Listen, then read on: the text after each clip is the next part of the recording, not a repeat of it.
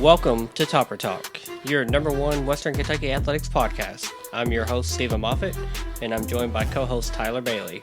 Hilltopper Nation, whether it's happening on the hill or on the road, grab those red towels, stand up and cheer, because it's up next on Topper Talk.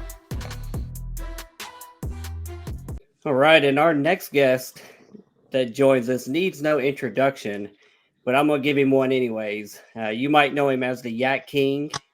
We refer to him pretty often as wide receiver one on this podcast, this Twitter account. And he just became WKU's all-time receptions leader with 255 going into our bowl game. And I also like to refer to him as Debo personally because of my affiliation with being a 49ers fan. And I think his game really matches up to one Debo Samuel there with the 49ers. So I've got Malachi Corley joining me. Malachi, welcome to the show. I really appreciate you taking your time out of your busy day and joining us here. Absolutely. I appreciate you guys having me on here. I'm excited to get it started. Yes, sir. Now, before the season, we heard you talk a lot about having opportunities to go play other places in the nation. I've heard you tell this story a couple times. You've had, multiple offers and just you could win nearly anywhere in the country, but you decided to remain loyal to Western Kentucky, come back to Bowling Green, and finish out your career here. How did that decision look now in hindsight, now that you're, basically to the last game of your college career? When you look back at that decision, how's that sit with you right now? Ultimately, it was the best decision for my future going forward. I felt very comfortable here, having Coach Helton here, bringing in Coach Hollingshead, having Coach Mizell here, bringing in Coach Spurlock, who came from the NFL. It was a comfortable decision that I made, knowing that I'd have a staff who believed in me and trusted in me, would put me in positions to be successful. I got the ball almost more than anybody else in the country last season. Our quarterback led the nation in passing. I felt like there was no reason for me to really leave the situation. If I could I couldn't have drawn it up any more perfect. And just everything that came together, I felt really good going into the season. Obviously, it didn't end the way that we wanted it to. Some bumps in the roads, some injuries that set us behind, sometimes that we didn't capitalize on big moments in games and fell short. But I wouldn't have traded it for anything in the world. Being able to come back to Western and be a part of this family and this community one more time and one more year was the picture perfect ending to my career here. Absolutely, man. We really enjoyed that you came back. I had to hear a follow up on that decision. I knew it has been a good one for you, and also for your your future NFL aspirations as well. Now you have a really unique, I guess, situation at Western Kentucky because you have played behind multiple great quarterbacks. In 21 you played behind a guy in Bailey Zappi that set NCAA records in passing yards and touchdowns in a single season. He goes on to get drafted in the NFL. He's having a pretty good, start to his career there when he gets a chance to play. Last year, we transitioned into Austin Reed, new quarterback, new offensive coordinator, and all he does is lead the country in passing yards last year. And you're kind of that main focal point, that top target for him. Just how special and how unique is it that you've got to play and have two just such highlighted and decorated quarterbacks throwing you the ball these last few years? It's been unreal. They make my job easy. They make me look good. They were two of the most talented guys that I've ever been around. Bailey Zappi was the most intelligent and smart quarterback I've ever seen. The way that he could draw up coverages and ways to beat him on the field, make adjustments and check plays at the line of scrimmage. How composed he was in the pocket. He was unreal to watch. Great leadership, was passionate and fiery as a player. And then we transitioned over to Austin Reed. Austin Reed has the arm talent of, it seemed like he was gifted by God by that arm. And he's extremely talented, and he brings a lot of fire and passion with him. A big energy guy, a high motor that gets guys involved and gets guys going. So bringing in Austin was not too big of a change of pace. Having a guy that could sling the ball around the park, throw the deep ball, be precise underneath. They made the transitions really easy for me. Wasn't too much to adjust to with Bailey and Austin. I know that the ball would be on time and on target. If they made a check, I assumed that it was the right decision, whether it be the run game or the pass game. Just being able to play with guys like that and learn from them and get to see the field from the perspective that they have. it's been great for the development of myself. Yeah, absolutely. I mean, it's a pretty good problem to have when you got two guys that are, probably both going to play in the NFL throwing you the balls. Now, over the last decade, WKU has kind of transitioned from, we had a long lineage of stellar running backs for a while. Then we were tight end university for a while. Now, over the last, 6, 7, 8, 9 years, however you want to look at that, we've become this pass heavy and oriented offense where there's always good quarterback play. There's always a lineage of incredible wide receivers here. So just I guess in your years here at Western, who are some of the wide receivers that you played with that maybe took you under their wing when you were younger and kind of showed you the ropes and that you've learned from during your time here on the Hill? Obviously, that 2021 year, I can't think past it. Jarrett Stearns and Mitch Tinsley, the way that they worked and the way that they showed me the way to go about my business. Very focused and very humble people. Weren't the biggest talkers, never talked crap or anything during the game. Were very focused and driven people. Not too much partying or outside work. They were all ball, straight and arrow.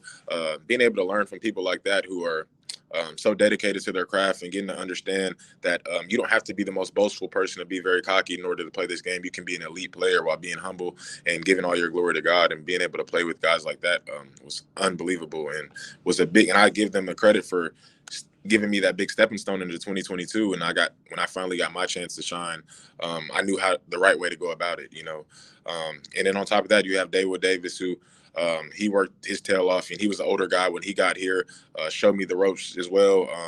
And then even while they're in the NFL right now, Daywood and Mitch, they still give me pointers and tell me about how their days go, told me about how it was being a rookie. And Day was telling me a story about being undrafted. Mitch is telling me a story about being undrafted and how it goes and how it is to be in that locker room and how to work your way up that totem pole and things like that. So great deal of guys to play with, and people that I haven't played with, like Jagor Pearson and Lucky Jackson, who were great players in their own rights.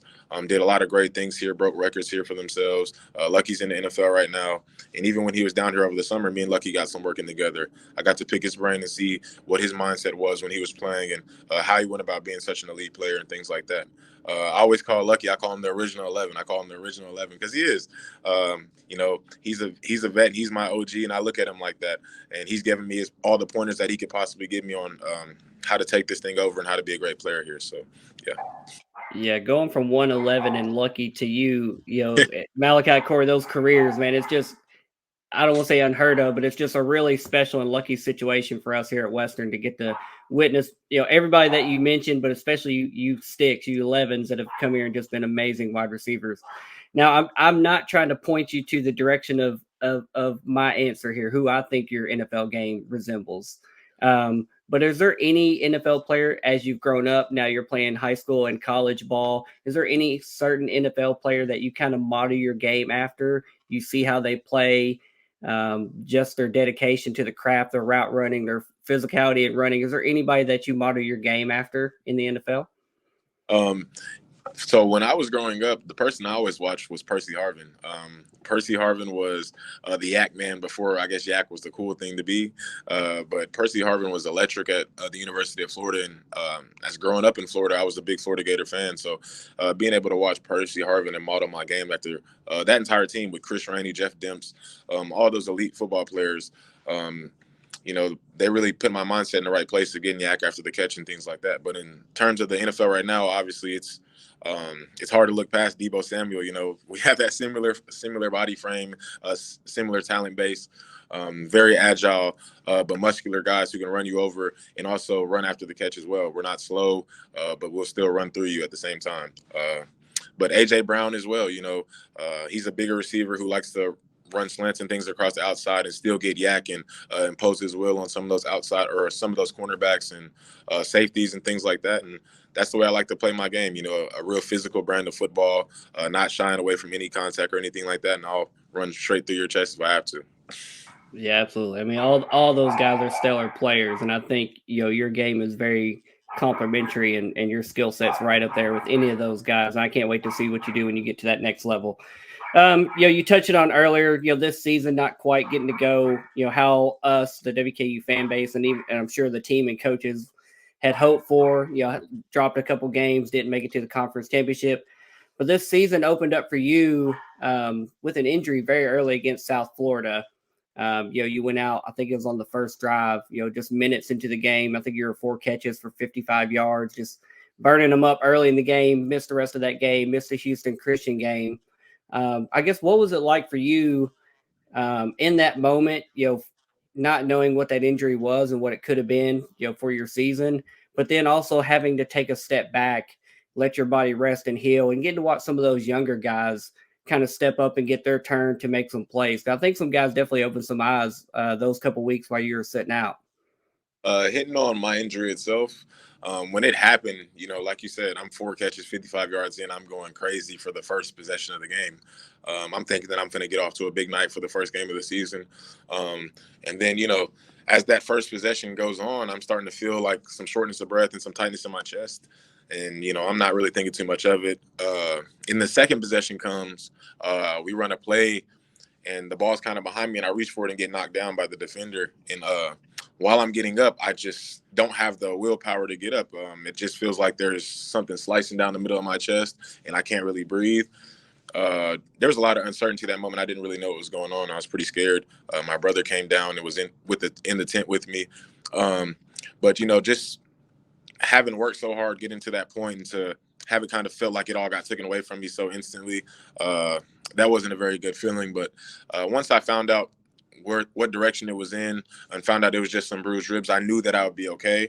I wouldn't be able to go back into that game, and I'd probably have to rest the week. But I knew I'd be fine in the end. But getting back to the game, I get back to the game, and it's still the third quarter. Easton Messer, Katie Hutchinson, Dalvin Smith, they're all going crazy in the game. They're leading us back into the game. We ended up having a pretty stellar victory with some nice plays from those guys, big plays in order to keep us going. And for that to be the first game and everybody at home getting to see those guys for the first chance, because all going into the season, everybody's Malachi. And then you see these different guys come into the game and start making plays. It really, makes the fan base go like, who are those guys, and start really wanting to follow up with those guys as well. But even through the course of this year, Katie, Easton, they have made play after play. They've scored touchdowns for us, made third down grabs, fourth down grabs. They're really gotten to the point of being reliable receivers for us. And even with Musa Berry in the first game, he came in as a walk-on, just got there in the summer. He was making plays all throughout that game as well. And they're really starting to put their name on the map. And throughout the season, they've made play after play. And going into the spring, they have put themselves in a great position to maybe be the guy for next year and have all that clout and all the preseason accolades around their names as well.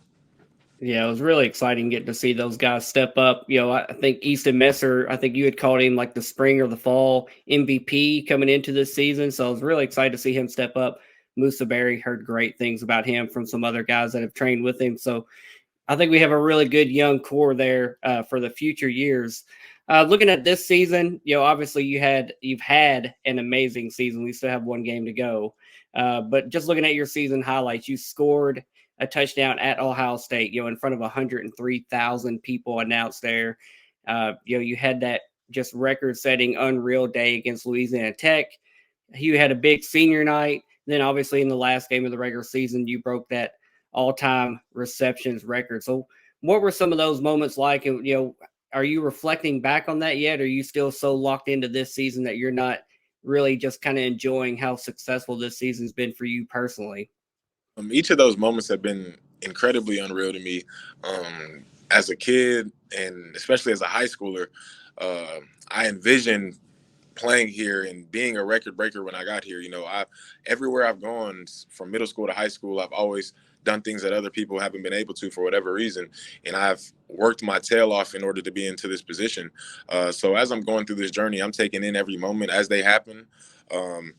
I'm not waiting till it's over to reflect on it. I'm feeling it, and I'm feeling it out as it's going on. So scoring that touchdown in Ohio State, as a kid, you see all the amazing Ohio States and all the amazing Ohio State teams and all the great players that have gone through there. And for me to be in the shoe in front of 100,000 people and score that touchdown, as a little group of 5 kid from Campbellsville, Kentucky, middle of nowhere, scoring a touchdown against those guys and being in that national conversation, it was unreal. And then you get to La Tech, that was only a God-given performance, going for 200 yards and, stapling my name into the second place for receptions and things like that. It's unreal how these things have came together for me, how the trials and tribulations, ups and downs have all came together in order for me to, sit at the top of the hill when it's all said and done. It's been unreal for me, and I'm extremely grateful. And as these moments continue to happen, I'll continue to cherish them. Absolutely. Now that this season, the regular season, the team ended 7-5. There was a ton of adversity all year, like you just kind of pointed to and alluded to. We've had injuries up and down the team, especially the wide receiver room all season. Coming into this, ending fall camp, coming into the regular season, we hear Mike Matheson's out missing time. You miss time yourself. Dalvin, Craig Burt, Blue, kind of everybody. We've had a lot of adversity and just so many new pieces that we talked about that have had to step up and had to make a name for themselves. How will you look back and remember this year, this season, and this team, even if we may have fell short of a Conference USA championship game or winning that championship? How are you looking back on this season and just all the adversity that's brought to this team and to yourself personally? I just feel like this year was just a really unfortunate year for a really great team. I feel like we had all the pieces that we could have possibly needed in order to make a great run. In the preseason, I'm thinking we're going to go to 11-1, maybe lose to Ohio State, And I think that we'd give them a run for their money in the preseason. And like you said, the loss of Mike Matheson is the other pronounced receiver on the opposite side of the field for me, to take a little bit of the pressure off me. I didn't have that luxury of having Mike on the opposite side of the field of me, and that showed as the season continued on. And then missing guys like Blue, missing guys like Dalvin, Craig, even myself throughout the season. Just unfortunate event after unfortunate event. On the defensive end, we lose Upton, we lose Donut. These are some of the best guys on our defense. We lose guys like Snook Edwards to injuries before the season even starts. So I had a lot of injury plays this year, and I think that we were capable of a lot of great things. And even though we had a lot of injuries and a lot of setbacks, we were still capable of winning every game that we lost. We had enough willpower. We had enough firepower as a team. We had the coaching staff. We had the players every game to win every single game that we lost this year. And for whatever reason, we just didn't pull it together. But I don't look at this year as a terrible year by any means. We still have the opportunity to play for a bowl game and win that. And outside of that, I know that this team was a very hungry team, and we were a tight-knit group, a band of brothers who from the start, since January to now, we have busted our tails every single day in and day out. And I've seen myself grow and develop as a leader and as a man, growing in my character and my leadership and my responsibility. And I've seen the younger guys kind of follow that example that I'm setting for them, and start to be more responsible and more mature and be more trustworthy in their own right, not just on offense but on defense as well. I think this team has a lot of young guys who are really hungry and want to get better on both sides of the ball, and I think there's a lot of great things to come forward as they continue to learn and get more reps and grow bigger and stronger and get with Coach V and get in the weight room and start working on their diet and eating and things like that. There's a lot of great things that come from those young guys. But I think that everyone on this team gave it everything they had. I think in practice was the most competitive year of practices that I've seen. And I think all the coaches and all the players would agree to that as well. I think that as a team, our camaraderie, the way that we interacted as friends and as brothers, even our locker room interactions, playing music and things like that, we always were having a good time. The funniest team that I've ever been a part of, it was a great experience for all of us. And that's really all I got to say about it. Yeah, I think it says a lot about this team that even after the loss to New Mexico State, when, the chance of going to the championship game was gone. It was off the table. But we still had two more games. We still had to clinch bowl eligibility. This team could have just mailed it in, coasted to the finish line, postseason or no postseason. But you all went out there and had a couple great performances to finish the season on a 2-game winning streak, going into the bowl game, which is coming up against ODU in the famous Toastery Bowl. Former Conference USA foe that has now moved on to the Sun Belt. So, what do you know about ODU and how are you and the team preparing for this upcoming bowl game? I know that the times that I played Old Dominion, they're a very tough and gritty team, great coaching staff, and they always have a great receiver or two. offensively, they usually have a bunch of weapons that create explosive plays for them. So as an offense, that we have to know that we have to put points on the board in order to combat that. Our defense has a heavy load as well. They have a good amount of run game and tempo. Like I said, with some great receivers, so we've been preparing, we've been lifting, we've been making sure that we're staying on top of our conditioning. Although we've had a couple weeks off since our last game, they've been making sure that we've been staying on top of our conditioning. We took the last week and we did practices on Monday, lift on Tuesday, practice on Wednesday, that kind of alternating vibe, making sure guys still got a little bit of rest while still staying on top of the game plan and everything. We met every single day, making sure guys know what's going in the game plan and what we're going to do in order to score points on them and what we're going to do in order to stop them. I feel like we have a good feeling and a good morale as a team. Although we've had the turnover to the portal and things like that, I think that we have that next guy up mentality. And I think we have, like I said, a lot of young guys who are ready and hungry to get into this position, who have been waiting for their chance to play all year, and when you've been building up that fire all year, it's bound to explode at some point. So like I said, our practices are staying competitive. Everyone's getting after it. Like I said, more young guys are getting their reps in and they're starting to really show what they can really do. As the year's gone on, they've continued to lift and get stronger, be in the film room and all these things. So I think I have a really good feeling about this game. I think we're going to go out guns blazing. I expect us to throw the ball all around the park like we normally do and put on a Western Kentucky display with, lots of defense, lots of blitzes and everything, and throwing a lot of them schematically on defense, mixing it up, making it hard for the quarterback on their side, throwing the ball down the field and getting the screen game and run game going for us on offense. Yeah, I'm ready to see it. I'm ready to see, kind of the cap, the feather in the cap of this season. I know we're going to walk off with our heads held high, no matter how this game plays out. Now, I don't want to put the cart from the horse. We obviously still have one game left to play this year, but looking towards the postseason now, you have been invited and accepted an invitation to play in the Reese Senior Bowl. That's going to be a really great showcase for yourself against some high level competition. Kind of how does that feel for you? Getting invited and getting to play in that game with some other great players across the nation. It feels kind of unreal to be a part of something like that, especially coming from a group of five school like Western Kentucky, and we didn't have the best year as a team. Where there's guys like Jaden Daniels that are going to be there, Blake Corum, Trey Benson, Ricky Pearsall, Xavier Leggett. These are some of the best players in the nation, who are going to be highly drafted players and who have had great careers in their own right. And being a part of something like that and being regarded by not only our fan base and in my inner circle, but the entire nation as one of the best players in the nation. So it feels absolutely unreal to be in this position and have an opportunity to go showcase what I can do against some of the best, because week in and week out, those guys in Power 5, they get to play against the Michigans, Ohio States, the Florida States, Florida. They get to play against all of them every single week. I get one, maybe two opportunities to play against an extremely established team every year. And every year I put 100 yards against Auburn. I put 80 yards as a freshman against Michigan State. Put almost 100 yards against Ohio State this year. So every year I've competed against the best. But at this bowl, I'll really get my opportunity to show that, hey, I can do this against whoever at any time. I can run the routes. I can run people over. It doesn't matter. My game doesn't change depending on who I'm playing against. So ultimately, if I have a good showing here, this can put me in a great position going towards the draft.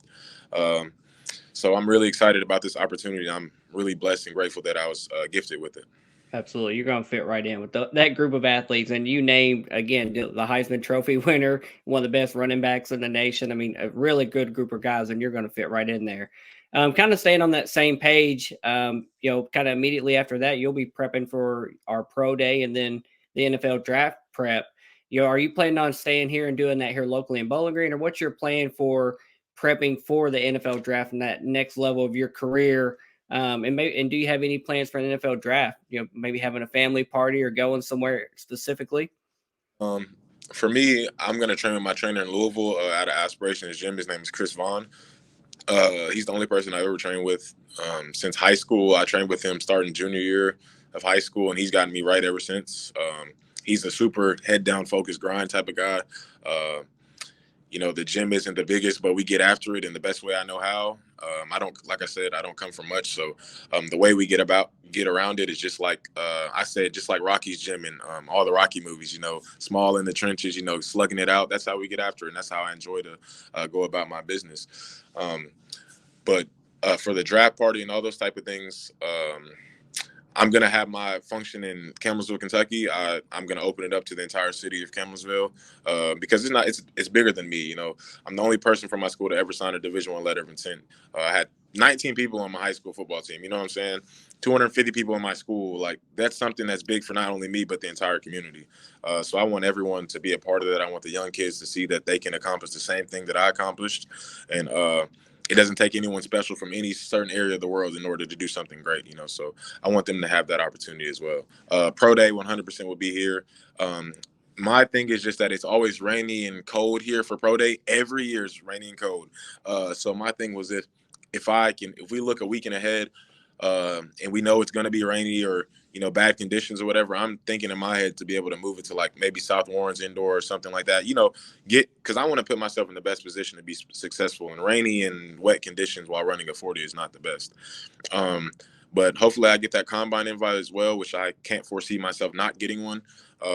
So be able to present myself in front of the GMs and the owners and some of the scouts and the coaches across the NFL would be a great opportunity for me to present my talent. So yeah, I'm excited about it. Yeah, I love hearing you talk about opening it up to your Campbellsville community, because here recently, since you broke that all-time receptions record, you were able to be honored at the basketball game against Campbellsville. And then I saw on your social media, it looked like you were honored also at a Campbellsville high school function. So just really special that, that small, close-knit community bond has never been broken there. And I think we're kind of seeing that same thing with your loyalty here to Western Kentucky. And, I had a post recently just kind of highlighting that, we may never see another Malachi, Corley, Brandon Dowdy type player that breaks some of our all-time school records. Just in today's world, that loyalty is just uncommon. So it's great to see. It's great to see that loyalty that you've displayed to Campbellsville, and it's special. It really is. Now I can't let you get out of here without touching on one more thing. And the way that we've met and we've linked up a couple times has been through the Red Towel Trust. You are a Red Towel Trust athlete, and I've heard you tell this story a couple times, but I would love to hear it shared, kind of on this medium, maybe to a few more people that might hear it, and maybe help get behind the Red Towel Trust Collective and what it's trying to do to empower our student athletes as they get out and help in the community. And just helping us be a desirable location and able to retain players, when we do have homegrown special talent here on the Hill. So I guess tell us about the Red Towel Trust and how it's been impactful for you as a student athlete here during your time at Western. Well, it has been revolutionary for me, and not only myself, but my family. It's put me in a position where I'm not only able to take care of myself, but the people around me. Being in a position where I'm able to, pay the rent for my mom, when my sister takes my niece to all of these competition cheer events and all across the United States. They stay at all these hotels and have all these dues and all these things, and I'm able to pay for all these things. Put all the money in her pocket and things like that. Be able to give my donations to her charities and things like that. My mom is big on community outreach. We try to pay someone's rent, anonymously every single month. So these things are not only important to me, but my family as well. And for myself, it's given me the platform and the position to be able to hang out with little kids at the Boys and Girls Club and go to the housing authority and spend time with those kids who, may come from, broken homes or single parent house homes where they don't have that big brother figure or a male model for them. So being able to speak good into those kids and, let them see something other than what they see in their daily lives and see that a kid who comes from nothing as well can be successful in their life as well. So I'm thankful for that opportunity and to be able to have that type of platform. And for myself, it's given me the opportunity to be financially stable. Most kids at 21 aren't able to be financially stable and, be able to take care of their car payments and take care of their apartment and this and that, and still have money for food and to be able to eat out and take care of, fun things like go on a flight back home and go see your family, anything like that. No one in my family ever has to worry about money. If they ever need anything, they could always call me. And I love being able to take care of them in that manner. So that's all what Red Tail Trust has done for me. And in order to, keep good players here and to be able to bring in good transfers and we have to be able to put money together and a financial plan for these guys to be retained here. We don't have the money that Alabama or a Georgia has, but we have to be able to come up with something in order to bring in really good players here and to keep the players that we already have here. And in this world of college football, it's a money-hungry world. Schools come at you with, six figures, and a young kid who comes from nothing, they jump at that in a heartbeat, So we have to be able to help kids out like that in that manner and be able to take care of those financial issues for guys as well. Yeah, absolutely. Thank you for sharing that story again. I love hearing it just every time I do, because there's this misconception that just, players are out here getting rich and just bags of money. And that's really the outliers. There are some of those athletes out there that's an outlier. Here at Western Kentucky, we're just trying to help some of our athletes take care of basic needs, not only for themselves, but for their families. So if you're listening and you're on the fence about joining the Red Towel Trust Collective, I hope that story helps you jump right on in. Donation packages, subscriptions start as low as $5 a month. You can make single time donations. Just visit their website. I mean, it's definitely impactful. You heard it straight from, wide receiver one here telling you that it's impactful in that world of NIL. Is not going to go away. It's not going to change. We're going to let you get out of here, Malachi. I know you're a busy man. You have a busy schedule. I really appreciate and thank you for coming on. I wish you the best of luck in your bowl prep, and then obviously beyond that for your pro day, Senior Bowl, NFL draft, combine, etc. as you get ready for that April draft. We really do appreciate you coming on. You've got a big, huge fan always in us here at Topper Talk, and we appreciate you coming on, sir. Appreciate you. Yeah, I appreciate you having me on here, Steve. It was great being able to share this platform with you and have an opportunity to share my story with you. So thank you. Yes, sir. It was a long time coming. We appreciate you. Go Tops. Thank you.